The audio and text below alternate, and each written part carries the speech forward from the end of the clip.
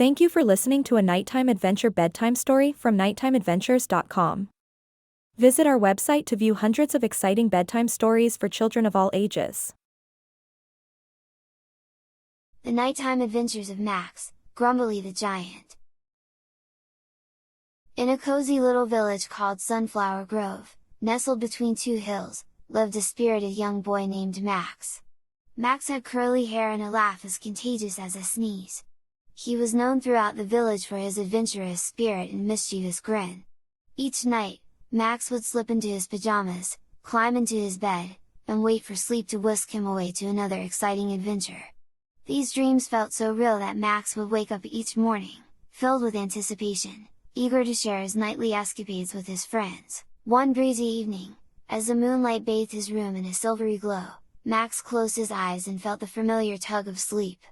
It wasn't long before his dream began, and Max found himself standing in a forest clearing, the air rich with the scent of dew-kissed leaves and damp earth.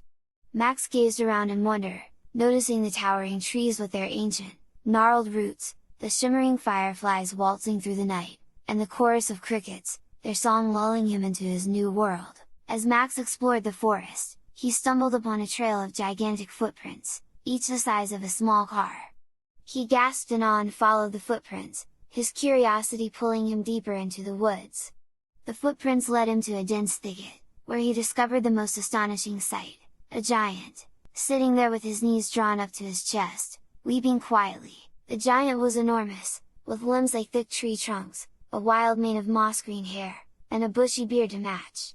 Max's heart went out to this sobbing creature, and with a courage that belied his small size, he stepped forward and introduced himself. "Hey there, I'm Max!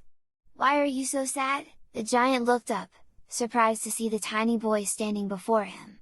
He wiped the tears from his eyes and sniffled. "I'm Grumbly," he said, his voice deep and rumbling like thunder. "I'm lost, and I'm so hungry. I can't find my way home to my giant family." Max's eyes sparkled with determination, and he promised Grumbly that he would help him find his family. But first, they needed to find something for Grumbly to eat, and Max had just the plan. "I know just the place to find some food," Max said, trying to keep his voice low to avoid being overheard. "But you will have to follow me very quietly. We need to sneak you into my house." The giant nodded, and together, they tiptoed through the woods towards Max's house. Grumbly moved surprisingly lightly for his size, stepping over bushes and trees with the grace of a dancer. As they neared the village, Max led Grumbly to a dense grove of trees behind his home. He instructed Grumbly to hide among the trees and wait until he came back with food. Grumbly agreed and hunkered down, doing his best to stay out of sight. Max crept inside his house, being careful not to wake his parents. He opened the refrigerator and began to gather as much food as he could carry.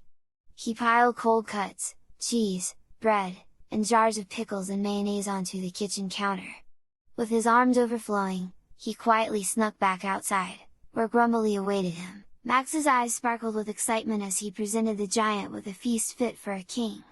Grumbly's face lit up with joy, and he eagerly devoured the food, creating the biggest sandwich Max had ever seen. Between bites, he managed to mumble his gratitude to the little boy. "Thank you, Max! This is the best meal I've had in days," Grumbly said, crumbs cascading from his lips. "You're welcome, Grumbly," Max replied, beaming with pride. "Now let's find your family." With their bellies full and hearts set on the mission, Max and Grumbly ventured back into the heart of the forest. Max, with his keen sense of adventure, led the way as they followed the giant's footprints in reverse. Along the way, they discovered enchanting sights, a cluster of glowing mushrooms that cast an eerie blue light on the forest floor, and a hidden waterfall, its crystalline water dancing in the moonlight. As they journeyed deeper into the woods, Grumbly began to recognize the landscape, and his spirits lifted. He excitedly pointed out landmarks, such as the twisted old oak tree where he had carved his initials, and the creek where he used to fish with his giant siblings. Eventually, after hours of trekking through the night, they reached the edge of the giant's territory. It was a breathtaking sight, trees so tall they seemed to scrape the sky, and massive boulders strewn across the ground like pebbles. Grumbly's eyes sparkled with tears of happiness, and he scooped Max up in a gentle hug. "Thank you, Max! I never could have found my way home without you." Max grinned, his heart swelling with pride and joy. "It was my pleasure, Grumbly. I'm glad I could help." Grumbly led Max to his family's home, a colossal house built into the side of a hill. The door was a massive slab of wood with intricate carvings of flowers, vines, and animals.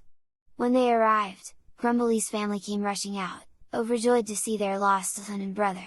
The giants showered Max with gratitude, their booming voices echoing through the valley.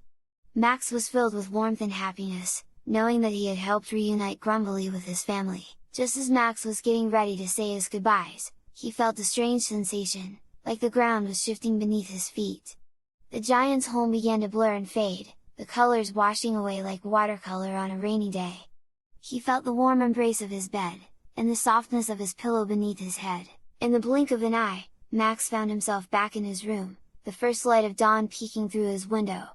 He smiled, thinking of the giant family he had helped reunite, and the incredible adventure he'd shared with Grumbly. Filled with excitement, Max leapt out of bed and raced down the stairs, eager to tell his friends about his latest nocturnal escapade.